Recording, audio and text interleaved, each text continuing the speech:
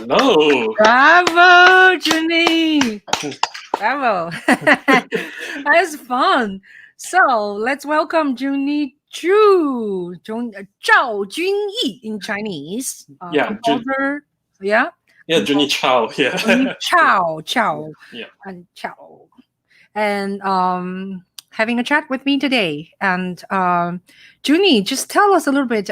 You play lots of instruments. You play, this one is called melodian. Yes, right. Melodian, yeah. Suzuki Melodian. Yeah, tell us a little bit about. I actually have not physically seen someone play like in front of me before. I've seen some other capacities, and tell me a little bit why you would want to play this instrument, because you are a pianist anyway. Yeah, right. So the funny story about this instrument is that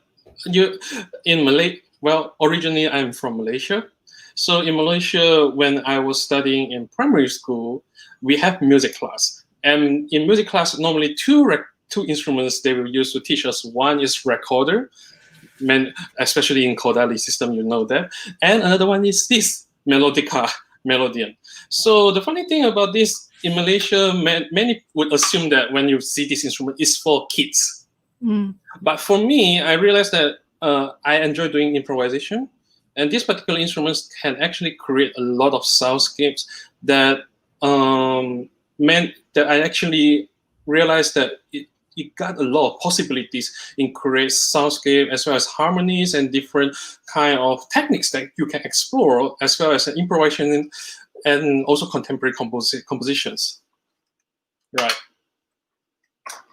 And I saw some of your videos that you can actually play the piano with your right hand or left hand, and then you can play this at the same simultaneously, right? Or yes. Yeah, so it's kind of neat. Yeah, and because it's a very pretty straightforward instrument. You blow in the air, and you just press the key, and you got the sound. Yeah. And mine is even like out of tune, so you got the microtonal quality in it right now. Yeah. Yeah. So let me introduce you to our audience about just a short biography of JunYi. JunYi Chow is a Malaysian-born New York-based composer, multi-instrumentalist, and improviser. Chow's music has been launched by Financial Times for its skillful contrast in both volume and texture. He explores the infinity possibilities of tone, color, and sound in his music. Chow's thorough knowledge of skills and characters of both Chinese and Western instruments has made him a leading figure in merging music of East and West. And you get to see the rest of the biography in below in the YouTube description. And so let's talk about, JunYi, how did we met? Yeah, that was 2013, quite a while, where I just graduated from Indiana University. I came to New York City, and I started to reach out to IU alumni around the city. And apparently, you are also one of the alumni from IU, and you are also doing productions and also visual arts at the same time, I just reached out to you, like I just sent a cold email to you, back in that time, Yeah, that's really nice. I was very impressed by someone who just sort of reach out, cold reach out, meaning there's no introduction. Let's say so and so asked me to write to you, just because you sort of Googled around and found me. So I was very impressed, and so we did some work together. And I should mention, not only you're a composer and musician, you're also a media person. Well, I love to take photo, but back It's like not this day, not so much these days. Yeah. Oh, I see. Yeah, but you're quite a great photographer, and video stuff. So very talented. So tell me, how has things been going? You want to talk about some of your recent compositions? And I've seen you're very busy. Having different ensembles playing your music and different continent and. Yeah. I would say I'm pretty lucky because many of my commissions were actually upfront. So since the pandemic happened, I have never really taken a break because many deadlines like lining up, even until end of this year as well. So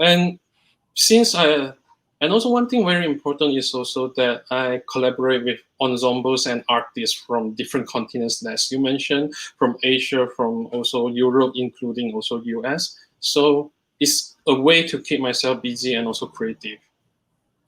Yeah, that's wonderful. So you want to show, should I play one of your work? You can explain to us which one should we start first? Which one got your attention the very first?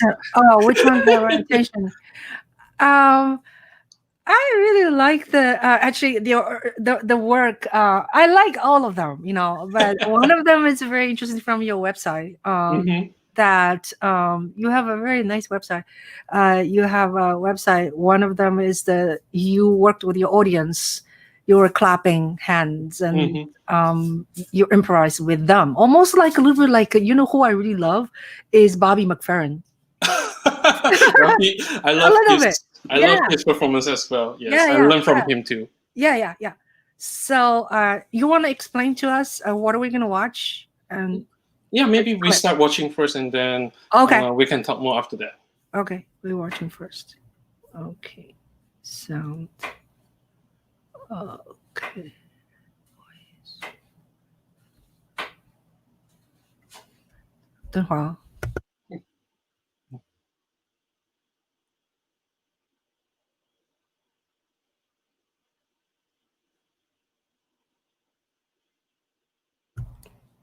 Okay, so let's see if we find this.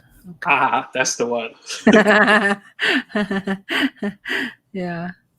So we'll play. I don't know. Play not the entirety. Okay, that entirety is too long. Just some.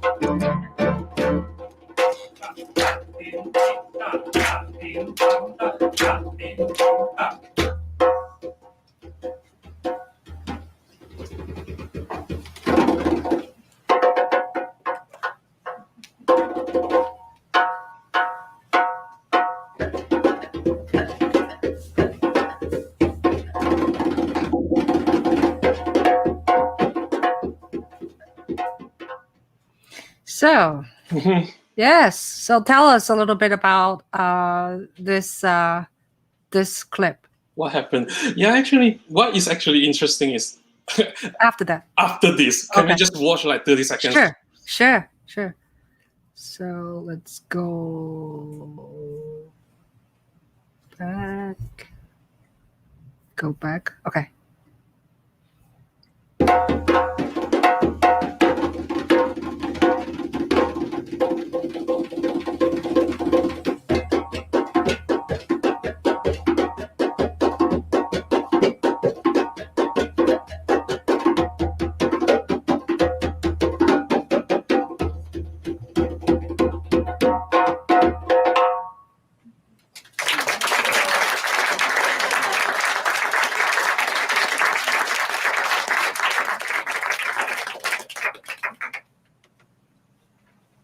More?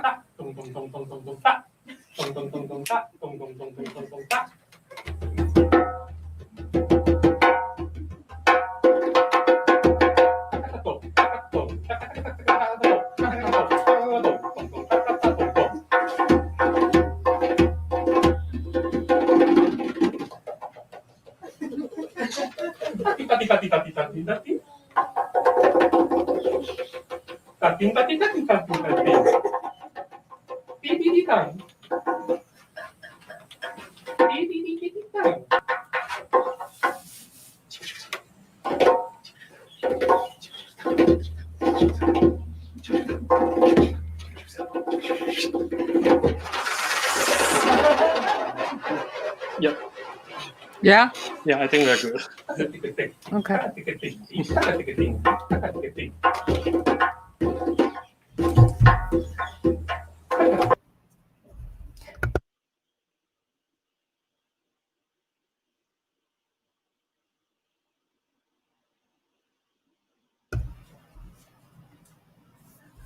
Okay, let's come back to us. Yes. So tell us what was it? So this was a video of a performance done in 2016 in Beijing with my friend Lau Ikang. He's a Singaporean. So between 2014 to 15, I remember that he went to Istanbul to learn these particular instruments, dabuka.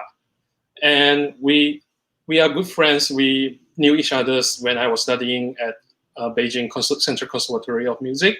And so we decided to do something together as a duo. So because I have different instruments, but we still have some similar background. So in this particular video, what you have seen is kind of like, it was done purely improvisation. And the fun part is that he just started rhythm with his drum, with his dabuka, and I improv something on the piano. Later on, he got a little bit short solo version of the dabuka, and we did some interaction, some little battle. You could call it a battle, but the way I sing in the voice in it is kind of like combine different flavor, including Indian drum tao, and also including also Chinese lo gu jing rhythm into it. It's kind of just having fun. Yeah. So it's nice to engage your audience and have them to participate, you know. And yes, and also and also it's the audience participation is kind of, because since we are in a very small room inside a small salon, and I want my audience is like not only just watch, but at the same time having fun together with us. And also, but later on the piece, you will also see more of the voice interaction. They participate in the creation of the music as well. Right. So, JunYi, tell us a little bit about your upbringing. What is upbringing? Your background. Oh, okay. Sorry. So I started learning piano at the age of 5, and also the music theory based on 2 systems. One is the Japan Yamaha, as well as the UK ABRSM system. Later on, I joined Chinese orchestra in high school, where I play cello and double bass.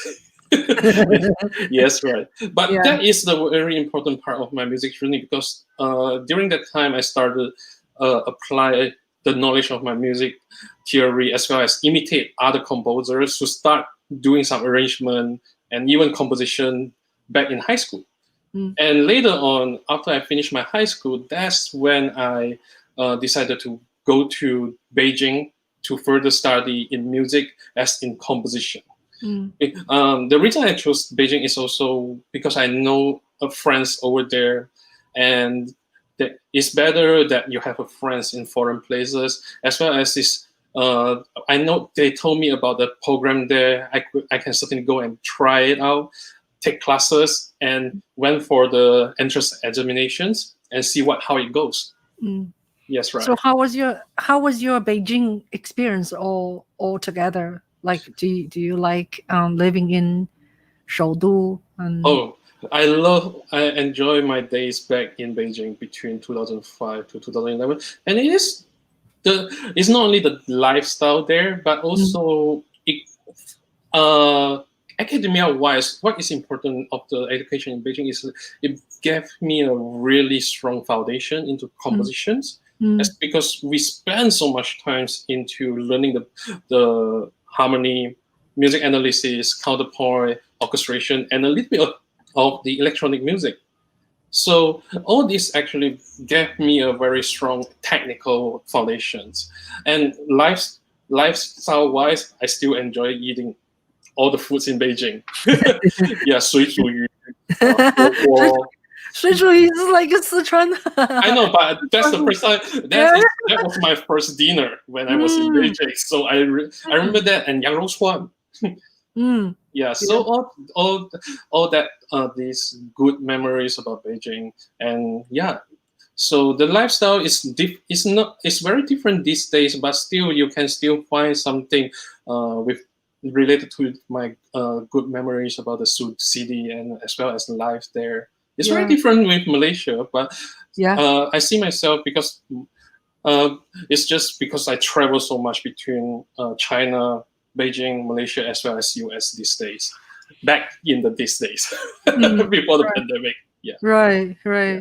So, so in terms of your background, when you start to play the piano so young at 5, was your parents musical, or is it just because they love music, they make you to learn it? How does that started? Well, that is actually a small story in my growing. Is that I kind of, because I grew up in a family with multi-language, because my grandmother, she spoke Hakka and Cantonese. Me and my parents, we also stay together, including the uncle and aunties. Like the total household is like more than 10 people in the house. And we speak different language.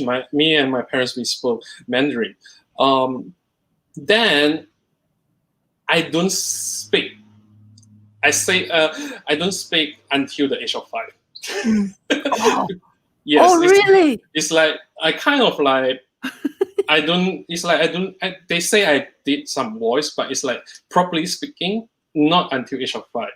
Wow. So they thought I might have some issue with my learning or with my IQ or whatever. So back in the time, it's like a way that the doctor suggested was to learn music to boost the mind and start to like using the fingering and trying to let the brain to work. And that's actually how it started. That's the reason behind it. Yeah. Nice. But what is important is also that I am sensitive to voice. Instead of speaking, I'm sensitive to voice itself. So it's like I can recognize voices and bring the soundscape in my mind. And even if somebody is speaking, sometimes I don't remember the words, but I remember their voice. Yeah. It's just kind of like the way back in the time when I grew up, my mind started to get sensitive of the sound instead of the word itself. I see. I see. So it's interesting. Even if you don't you don't speak that early age, actually, you probably have a sharper ear, right? It's possibly I would say I have a different way to construct things in my mind, in my brain. Yeah. Yeah, it's Yeah. just a different way to interpret. That's how I see myself these days. I'm still learning to speak properly as well as writing properly. Language is not my strength, but I will try my best to express as much as I could. Interesting. Very interesting. Yeah. So now let's look at one of your other work. Let me see. How about this is this is called Transformation. Let me go back to our make sure I'm in the right place with transformation. Let's see. 到哪里去了? I think it's this one. Let me see. Yep. Okay. So you want to tell us a little bit? What is this? Yeah. So this is actually happened in New York City, and it happens at the exhibition. So the reason I know this presenter is because I got photos selected for this exhibition the year before. So I know this particular curator. Her name is Natalie, and Natalie just approached to me that, would you be interested to perform something at the upcoming exhibition? And the title particularly of that exhibition is Transformation. So my idea back then is that what you see here is a piano, but I'm going to transform it to other things, even though the surface is piano, but what you are listening is not really piano. Okay. Interesting. So the idea is pretty straightforward and simple. Yeah. Okay. Great. I'm going to play now.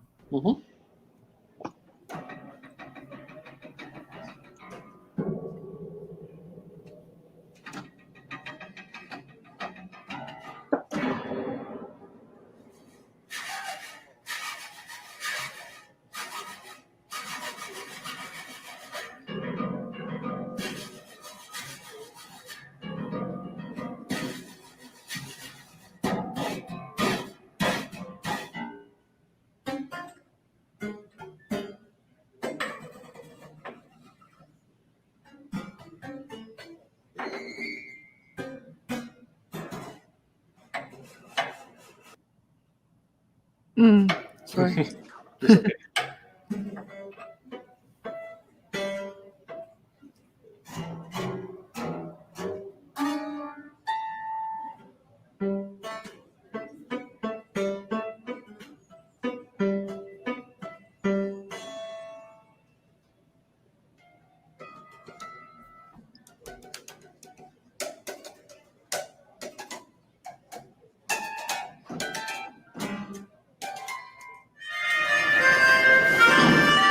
Whoops. That's another one. Oh, okay. Yeah, That's a different so one. it's in the same move tones, the same thing. Okay, great. Yeah, that was fun. So now, who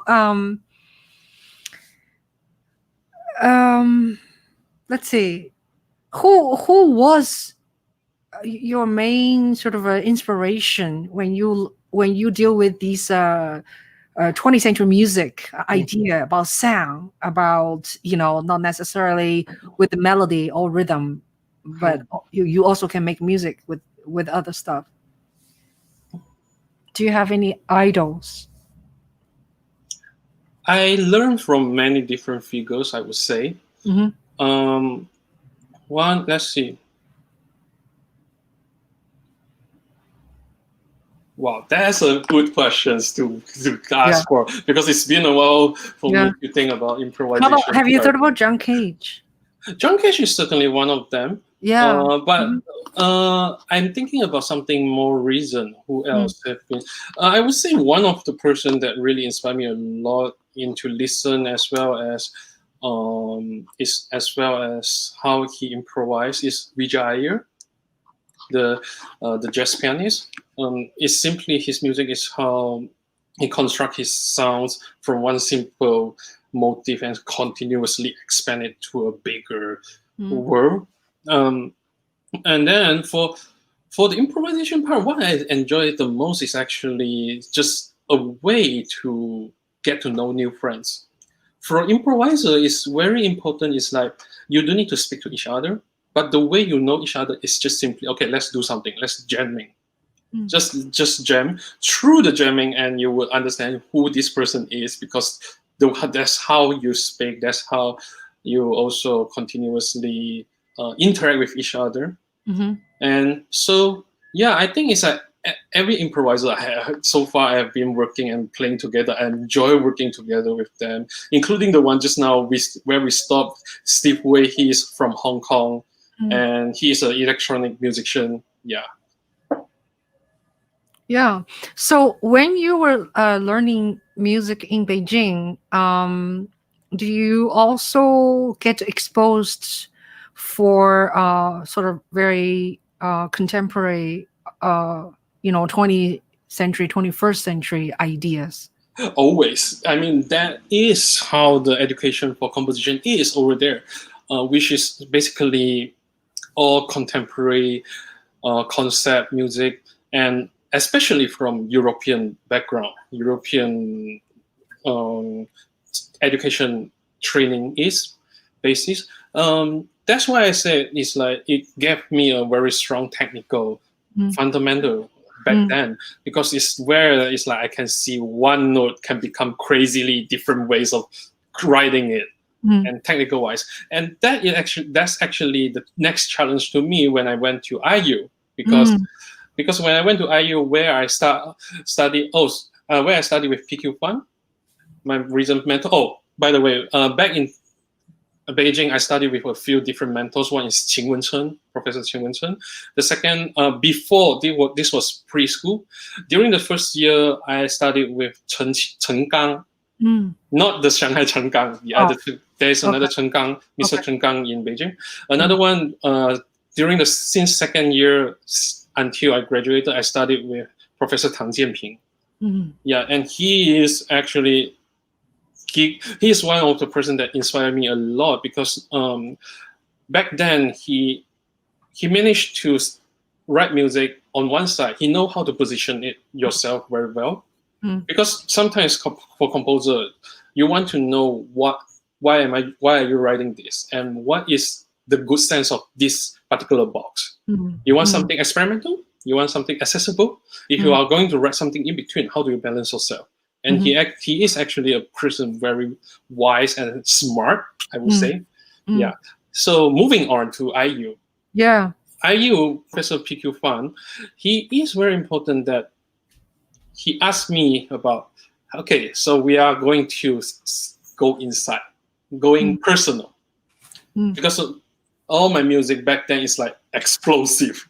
And it's like it's like keep putting the energy out, but there isn't something much going deeper. So it's actually a time where I start to explore more about on one side is also the contemporary technique. How can I use it more, and also including the instrumentations. It's a good time because there are so many students you can work with back at IU. It's a conservatoire, and also it's also when you write something personal. Very important thing is that you are writing music as JunYi Chow. You are not writing music as particular like Malaysian, Asian, or what. You are writing. You want people to recognize you as JunYi Chow, as who you are. So that is the one big task back in IU when I was studying with Professor Fan. So in Indiana, how long you were there? I was there for 2 years. Oh yeah. So tell me a little about more about how you like Indiana. Like out of so many music conservatory, did you go there just because because what? Because you know someone, or because you know professor, or because you got scholarship, or because what? The latter. Oh yeah. Of course, scholarship matters. Yes, yes. But it's also because that I apply back then. I chose some of the top schools that I found online, and I submitted all the applications. The other offer I got, one is from Peabody, Another is Carnegie Mellon, but both of them don't offer very good on the scholarship side. And back then, it's kind of like my family support me to study. So IU offered me a very good merit scholarship for the first year. So I decided to go there. That is actually one of the main reasons. So I'm not worried about the standard that all the school I chose, because I know they are all top school. But what matters is really financial wise back then. Yeah. But the one thing very important about my life in Bloomington, Yeah. it changed so much. I kind of like slow down my pace so much because it's a college town. Yeah. And you spend more time actually, and you also, because of the courses, it's much less than undergrad. You have more time for yourself. That is the time, like I spend a lot of time in the library just listening music. A lot, because is like music library in US is one of the best place you can read all the music scores from different places. I spent a lot of time in the music library, as well as walking around in the neighborhood, like just take my time. Yeah. Yeah. And also it's also my first time go so far away from my family. So need to grow up, become more independent than before. Yeah. Were you shocked, or you're okay? Because you Malaysia, I'm sure, is fun, and Beijing is so much fun, and all of a sudden you landed in Indianapolis, and they have to drive, or somebody had to drive you for an hour to Bloomington, right? And then on the way there, it is all cornfield and nothingness. Why do I know that? Because I graduated from it. Yeah. Were you in shock, or were you really just enjoy it? I enjoy it the most. The one really culture shock is really getting along with people.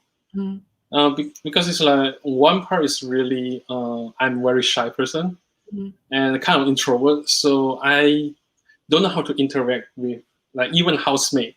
It's like it's funny because the other three housemates, they are all classmates from MBA course program, and my topic is like so different from them, and I always nervous talk to them. So and even these days, it's like if I talk to them, I think I could get better, but it took me time to really understand what are they talking about. Because the three of them grew up in US, and I'm kind of like the only foreign guy in the house as well. I see. So it's fun. It was fun, but now I look back, it's fun because it's the differences between people. That's where the conversation started. Yeah. Did you stay on campus or off campus? Off campus. Yeah. It's like from my place walking to school is like an hour. Really? It's like if you imagine the map of Bloomington, I'm at the corner. Oh, really? Yeah. Wow. So how do you get to school? Do you bike or you? I took the bus. It's like 10 minutes walk to a bus stop. So okay. It was pretty straightforward, easy. Oh, okay. Yeah. Nearby the Kroger. Yeah. Oh, Kroger. Yeah. I stayed on campus, and also I stayed off campus. The off campus location is only like, I don't know, 15 minutes walk. Yeah. But anyway, I love Bloomington. So let's talk about your how do you describe your compositional style? Or do you have one, or you have many? Always one of the tricky questions for composer.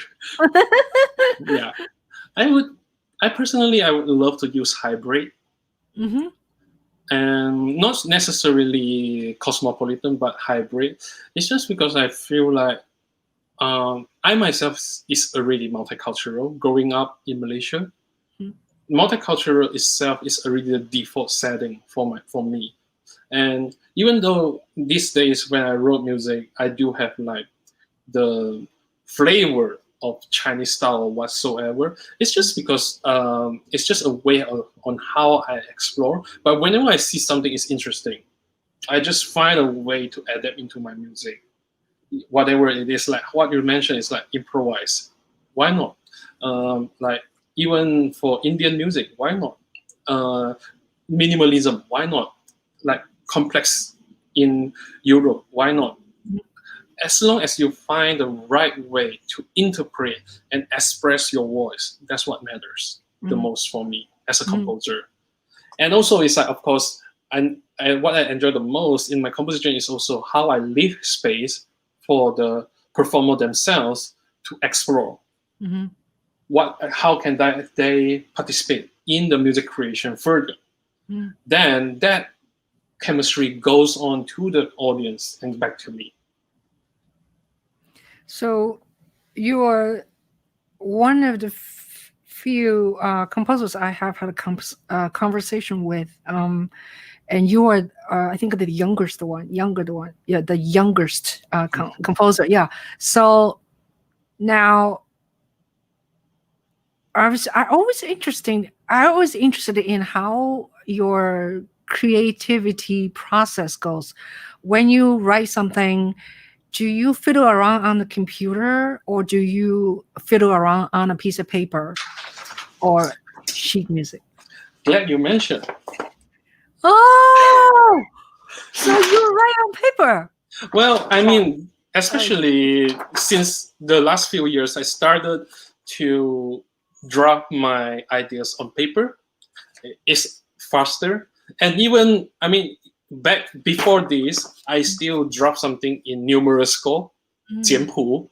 When I got some idea of melody, I just use numerous score. But these days, I start to drop something on sheet music. And then there will be a lot of adjustment and adaptation when I start typing into the computer. Yeah. Wow. But like the last few months, it's like I have used so many papers of sheet music. Yeah.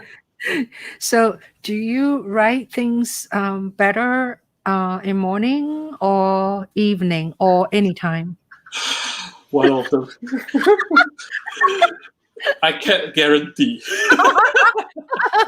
I can't guarantee. And sometimes it pops up. Like right now, I'm working on a piece for string quartet, and it's difficult. The last week I have been brainstorming. I drafted so many ideas on it. When I go to the computer, everything gone. Just changed suddenly, and it's like it start to shift around. It start to transform, but in terms of timing, I think one thing is important for me is like I tried one method myself recently. It's like I set timer, 30 minutes. I set timer every 30 minutes. Bling one. It will ring one time, and then I will make sure myself try to maintain at least 3 to 4 30 minutes. Then I went for a walk, like listen other stuff or do something else for 30 minutes or maybe an hour, and then come back. So I need some way to refresh my mind, which is very important to myself, because that is especially when I got stuck, and I need to change my mind to find a new way to continue my work. Yeah. That's very interesting. Yeah. Awesome. Yeah. And also, it's like you don't like, if you don't set up 30 minutes a session, it's like you could just waste a lot of time, right, in between. So if you set up something, you need to do something, right? Yes, right. Especially it's like the productivity part is that it's like you just do something else, and then when you come back, it got ring. I'm like, shit, I haven't done something. Okay, I better do something now. Yeah. It's a good way to alarm myself. Yeah. It's wonderful. But when I get crazy, what I do work like once when I was it's like even these days, like I wake up early, like 7. Yeah. Quickly I eat a little bit, and I start working nonstop for the whole day sometimes. Oh, really? Yeah. Wow. Especially deadline. Wow. Especially the deadline approach. It's like I would say like nearly 12 hours per day. Like compose Yeah. right away. Sometimes it happens, but not always. Yeah. Oh, you have a question. Ching Juhl asking, say, can we hear some of the string quartet? Not yet. Not Not yet. yet. It's Yeah. still on the way. Oh, okay. So I have some excerpts. So one is a Bergang Raya excerpt, or the other is a Kambung, Ampung. Yeah. Which one should we play first? Well, we can certainly go to Bunga Raya first. And Bunga Raya, let me just explain briefly. Bunga Raya means hibiscus. It's a What? flower. Please forgive my pronunciation. Hibiscus. Hibiscus. That's the flower name. And it's also the national flower of Malaysia. I see. So this is a collaboration between me and also an illustrator and a guzheng player. Okay. So yeah. Great. And this was posted pretty recently. Yes. 2020. Yeah. Okay. So let me make it a little bigger. Here we go.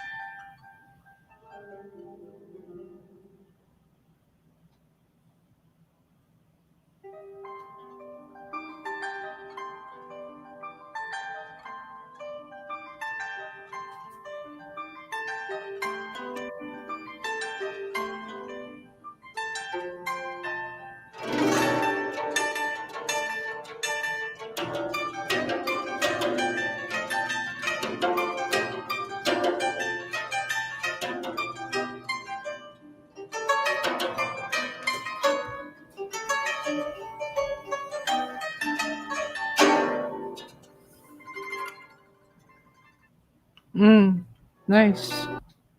Very nice. So JunYi has a very nice website. Can you see the website right now? No, not yet. Okay. All right. Right now it's still on YouTube. Okay. So let me get out of here. Let me get out of there. No, I put you out. Sorry.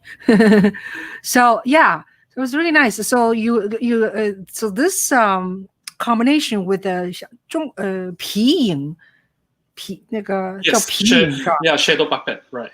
Shadow puppet, you're right. Very interesting. So of course this is only 1 minute of a sample. You have a longer version, right? Yeah, it's like the full version is on YouTube. Yeah. So let's see. YouTube. Can you write and hear your YouTube channel? Yes. Oh, actually, I may have it. Okay. Yeah. You write it to me either in private chat or on just the. Do you see like in the big chat you can write things? Can you? No. Let me see. I see comments. Yeah. I see. So you can make comments too, right? Can you? No, not really. Oh, okay. So only I can do. Okay. So I will copy this and then bring on to this, and also in the description under this chat, you will find JunYi's website, and you will find his other social media website, YouTube, Instagram, and Facebook. All of these, you're gonna see it. Yeah, great. So I wanted to show. How about the other? No, I wanted to show your website to people. Okay, so let's. Was your website? I think it's this one. Yeah. Okay.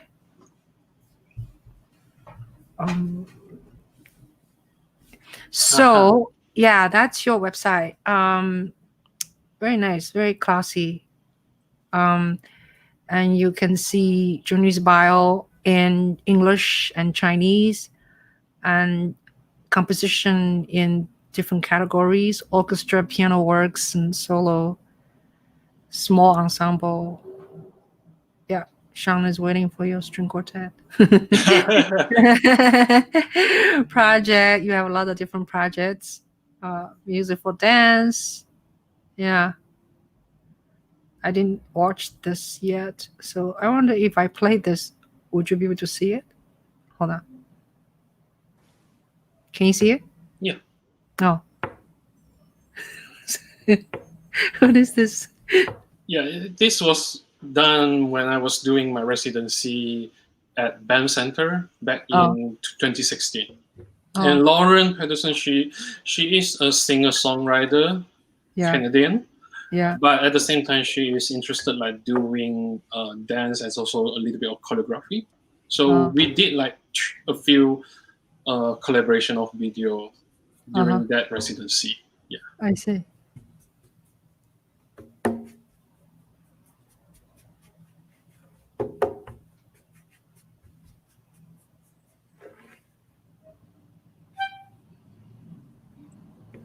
Yeah, and I was playing melodica in this video.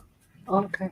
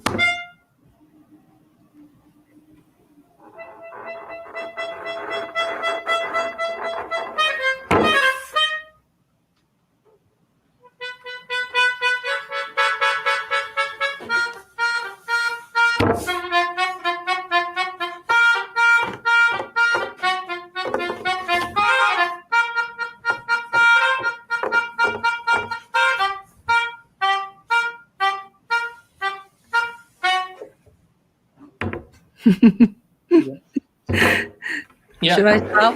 Yeah, I don't know where to stop. It's really cool. Yeah, cool.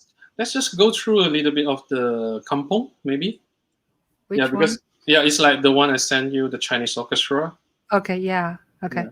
Let's go there. Yeah, because it's just feel like it's also what is very important about who I am. Because especially I wrote a lot of music for Chinese orchestra as well as Chinese instruments. Right. Yeah. Okay. So I am going to go there and 叫 Kampu 是吧? Okay. Kampong. Yeah, kampong means village in Malay. Oh, okay. Yeah. Okay. So tell us a little bit about the background of this music excerpts. Yeah, so the piece was composed back in 2010, and that was when I was still studying in Beijing. It's a time very important for me. Is like exploring who I started to adapt some of the Southeast Asian gamelan music into my music, and learning as including how to adapt minimalism into my music. So and this is one particular piece that I managed to compile whatever I learned so far when I was in Beijing into one particular work. Yeah. I see. Mm-hmm. So this orchestra is from Taiwan. Taiwan. Yeah. 小巨人, Little Giant, Chinese ensemble, Chinese chamber orchestra. Yeah. Yeah. Okay. Here we go.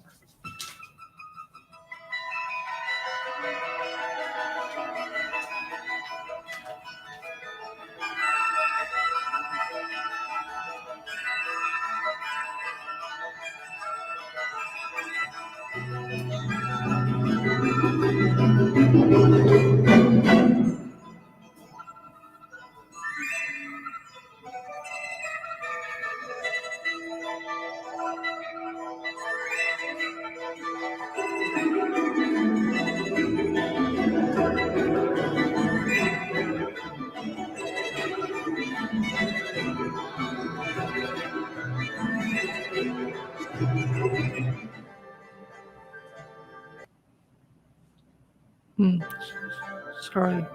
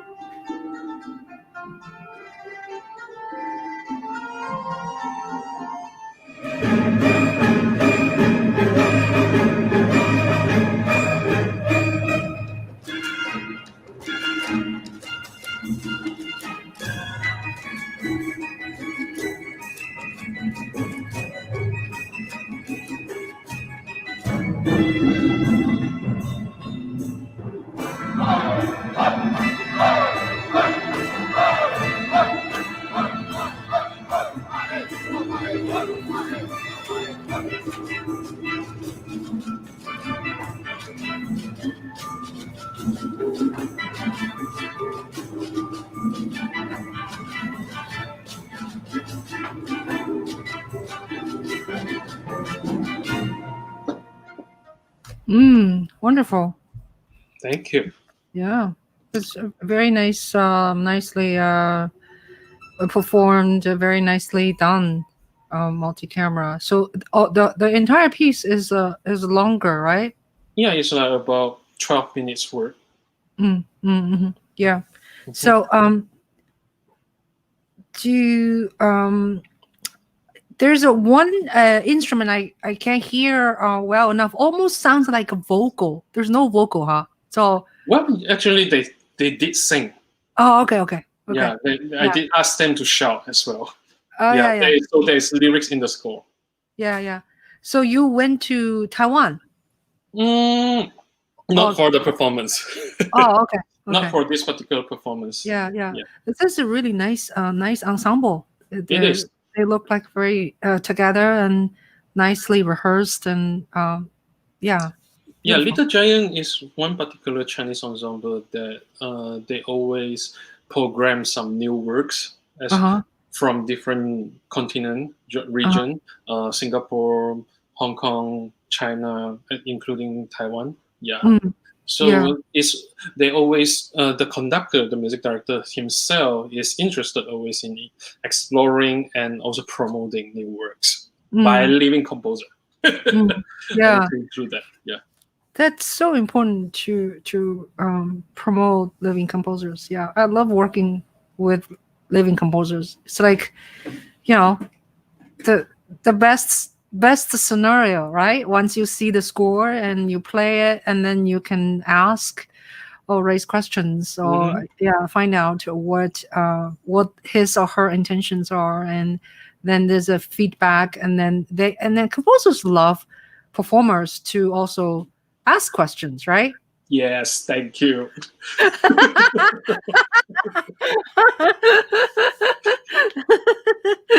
Yeah. We are so afraid. It's like when the pieces go through and then it's like, is there any question? No, we are good. And then bye-bye. And then it's like, what's wrong? Is it really good or what? Yeah. It's like there's some kind of chemistry, always a challenging part of this kind of conversation between performers as well as the composer.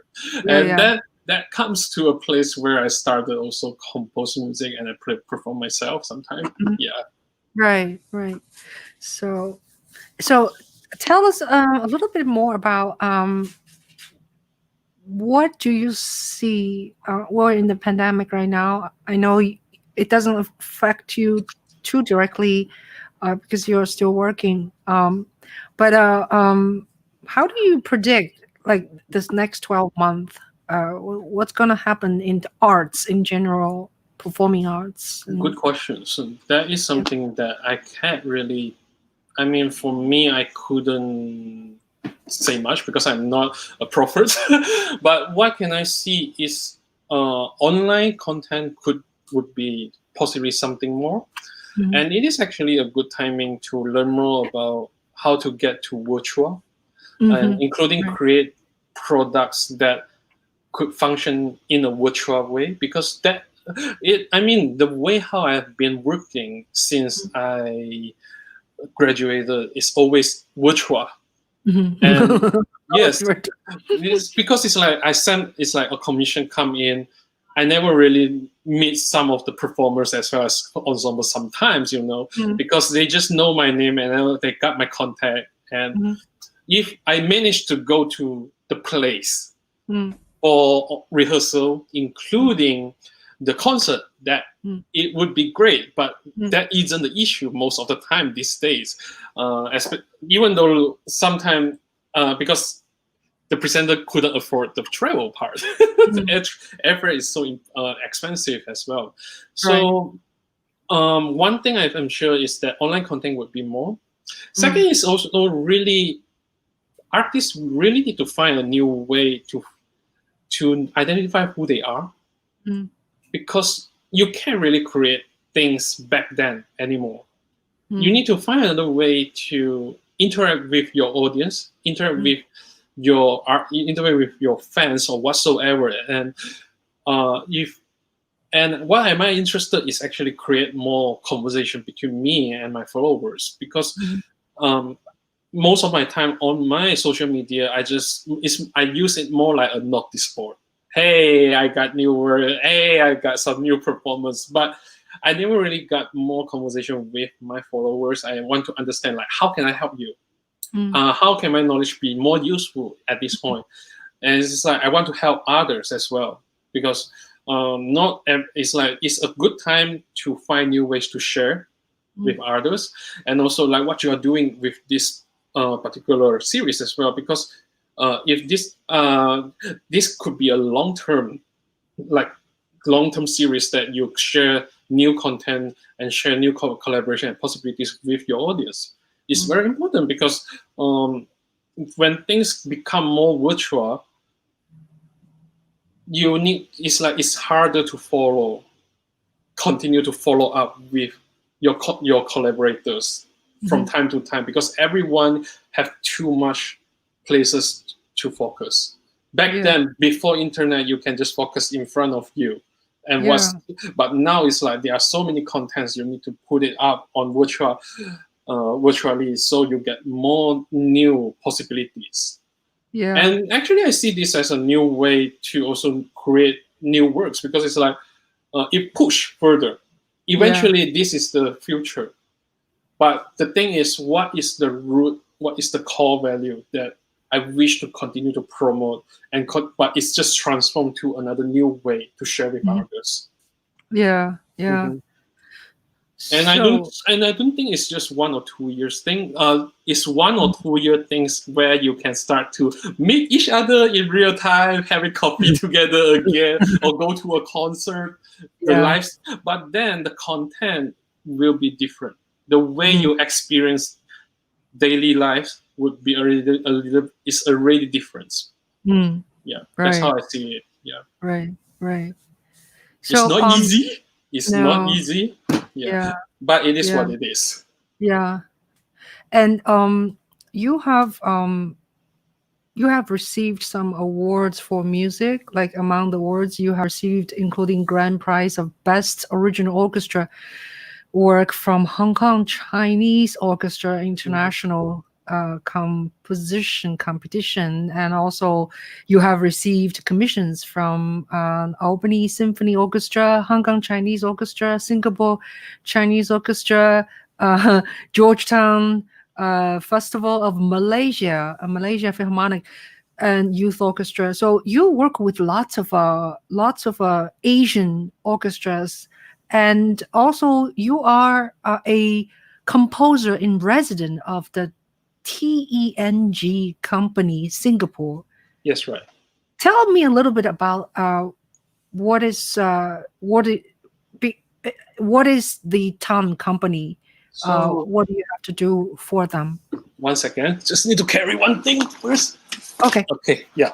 So Turn Company itself is a non-profit company organization in Singapore where they promote arts through Chinese music.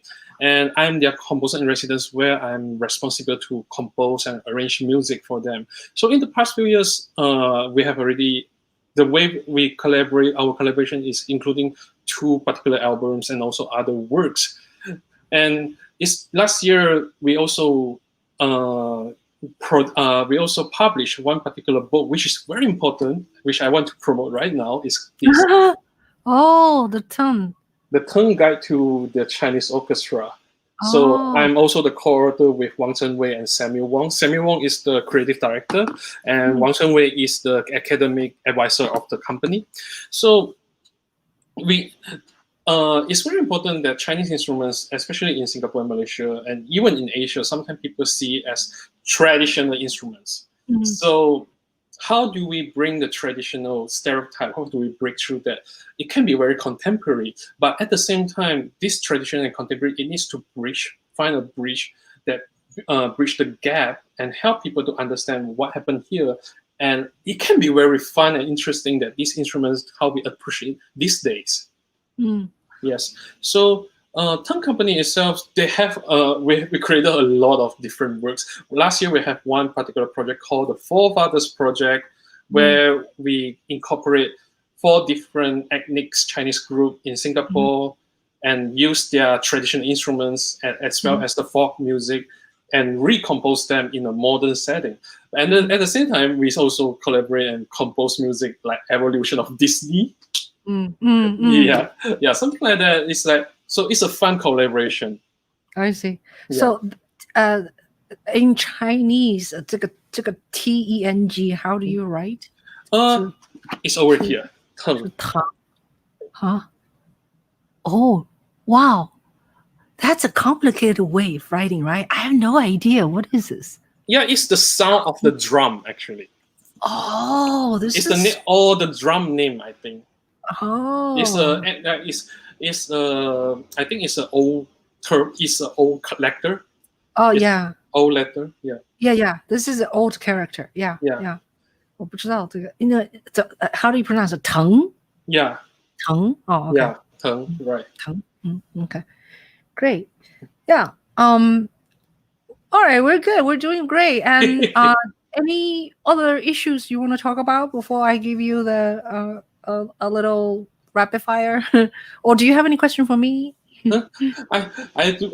Right. I haven't. I mean, it's like I haven't really come up with a question for you yet. Sure. But I mean, it's like I did bring up something like, what is your favorite at the very beginning as well? You know, because I myself is like, what I mean. How do you? I have a quick questions. Yeah. So. Hold on a second. Let me give myself a little bit of light, because the light is the weather gets a little gray now. Yeah. So right. I just pull the lamp over closer to me. Yes. So, in terms of classical music itself, how do you see itself? Like the same questions during this pandemic, we see so much things. How it's like not really the nature, but you need to transform. But what do you think about what, as you as a not only audience, but you used to play music, as you used to play classical music as well.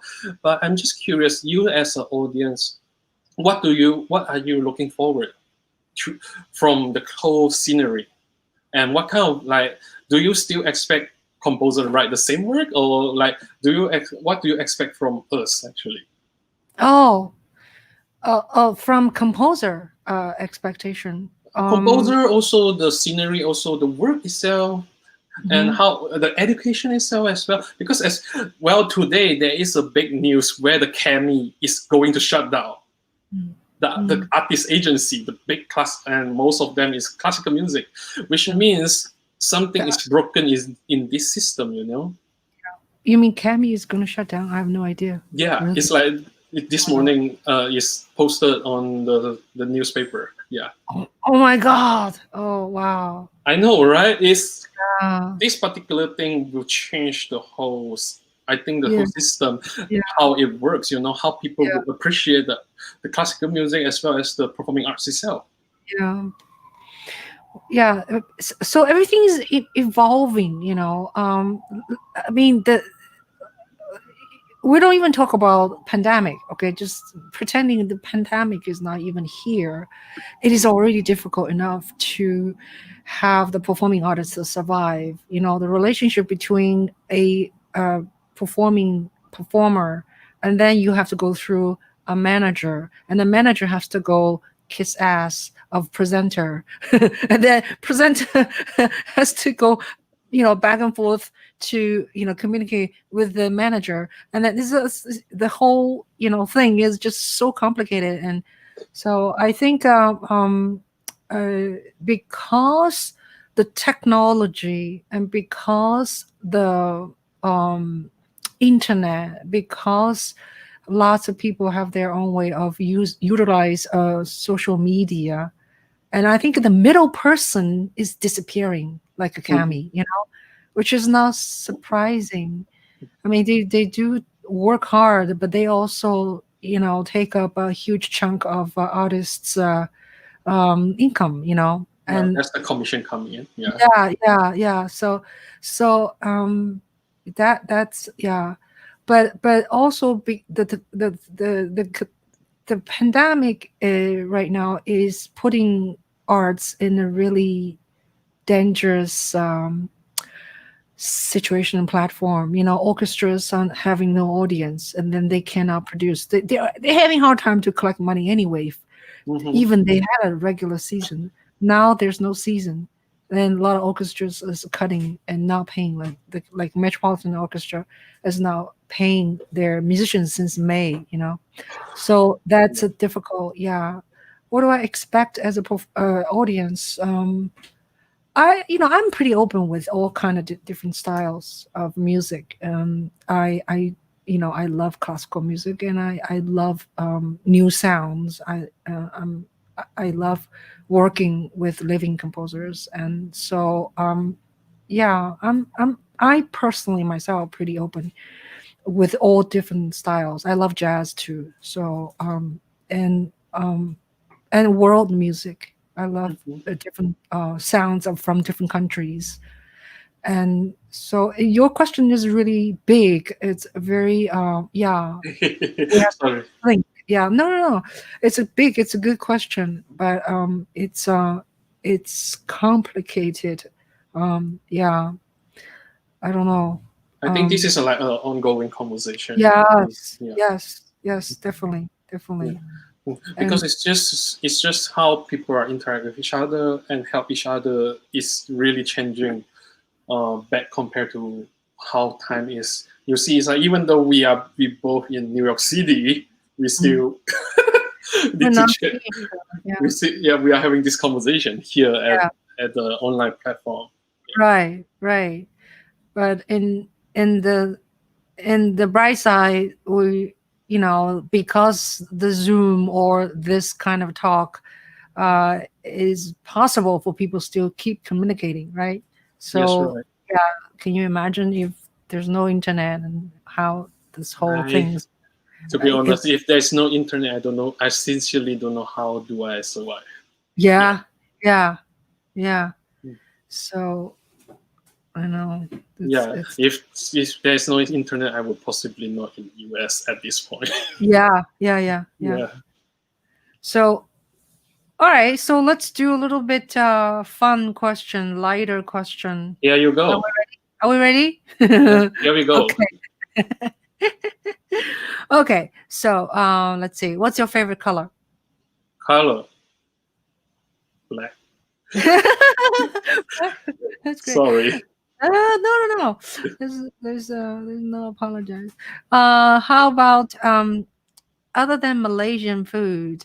What are the other cuisine you really like? Oh my God, that's one hard question. I would say home cooked. Home Home. cooked. Yeah, Mhm. home. I'm greedy. Home cooked from anywhere. Yeah. Good answer. Good answer. Do you eat spicy food or not?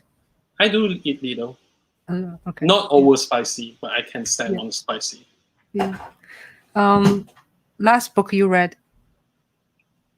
Sorry. Book- Last book I read.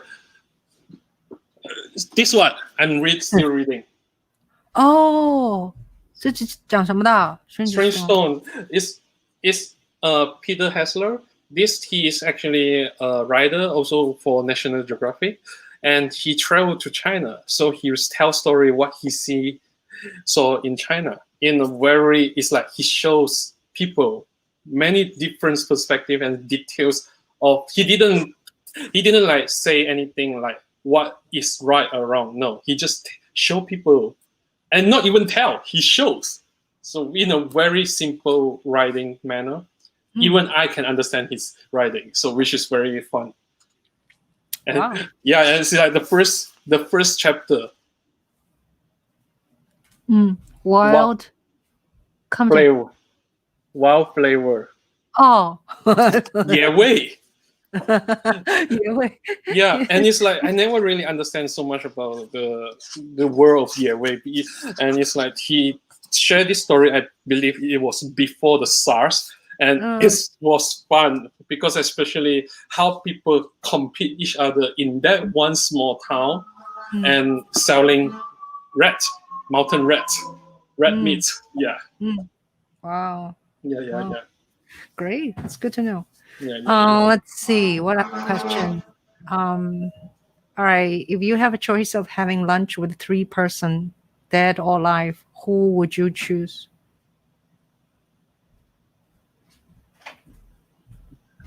My wife, number one. My wife, yes, my wife. And oh my God, that's a very tricky question.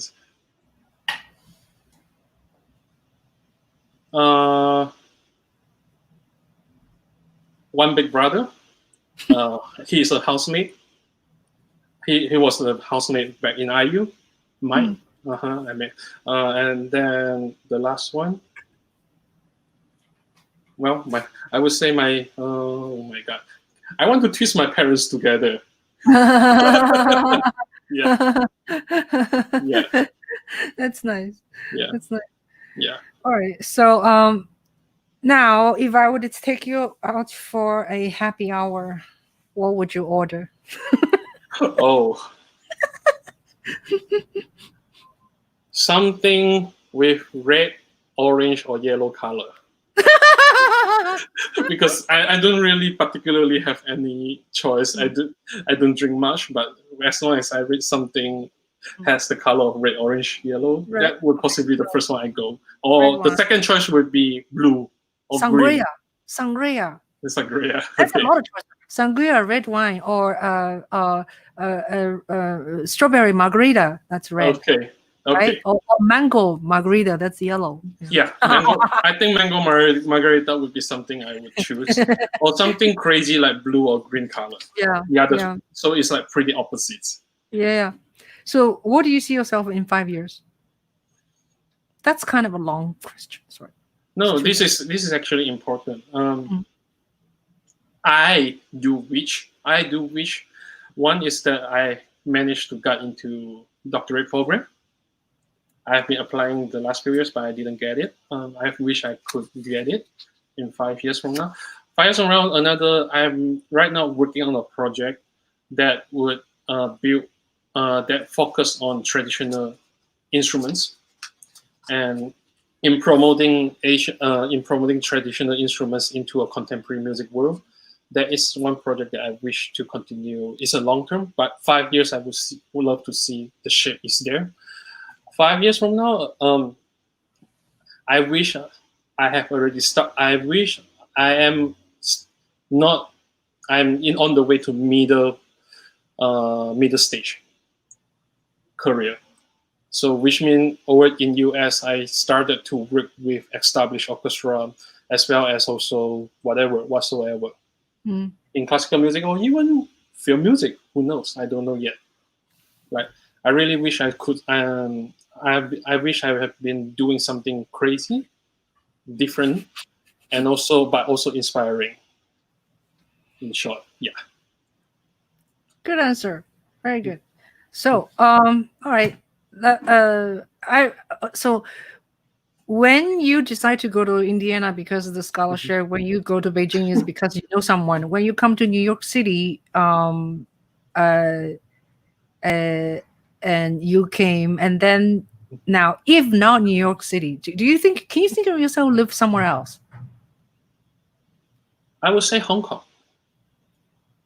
Hong Kong, yeah, Hong Kong. I would say Hong Kong and possibly Shanghai. I think I would like to try Shanghai. Yeah, I went there last year and I like it. Yeah. Yeah. There's still a lot to explore. I don't know much about Europe, but yeah, I couldn't say Europe is not in my mind yet. But if I get a chance to travel there again, maybe I know better now. Great. Well, last question: coffee or tea? Coffee or tea? Water. Seriously, you don't drink coffee? I drink coffee, but not this time. Oh, okay. Yeah, it's like if I drink coffee, well, I still have a little bit. I can finish it. Yeah, coffee. Yeah. Well, it depends on where. US here normally coffee, but if I Beijing, it would be tea. Right. Exactly. Yeah, I don't know why, because in Beijing it's just even when I was studying every day it's 菊花茶. I don't know that what's that. Not jasmine tea, but 菊花. I don't know. I can't remember the name for English term. Yeah. Wow. Good for 降火. Yeah. Right. That's good. Yeah. Yeah. So, well, thank you so much, and I wanted to thank our audience who we have some audience here watching us, and thank you so much for being here with us. And please remember subscribe our Juhl Media YouTube channel if you could, and also JunYi has a YouTube channel as well, and the link is right here, somewhere here. Let's see. Wait, where did it go? Yeah. Here? Yes, right. Yeah. So until next time, and everybody be safe, and thank you, JunYi, for talking to me. Thanks to you. It's nice seeing you, and you look well. And thank you. Getting fat. Yeah. Not enough exercise. That's the problem. Stay inside too much. Yeah. Well, yeah, you look good. Yeah. You too. I look forward to seeing you having coffee or tea in real. Or mango margarita. Yeah, sounds like something. Sounds like a plan to me. Yeah. Okay, great. So we're going to end this talk right now, and goodbye, everybody, and stay safe. Thank you again, Ching. 再见，谢谢。